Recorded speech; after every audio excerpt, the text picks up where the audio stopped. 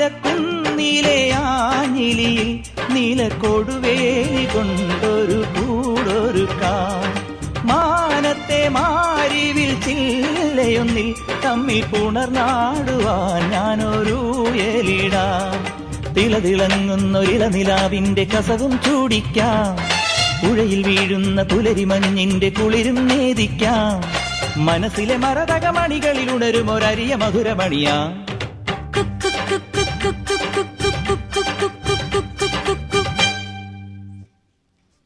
പുതുമോടിപ്പാട്ടും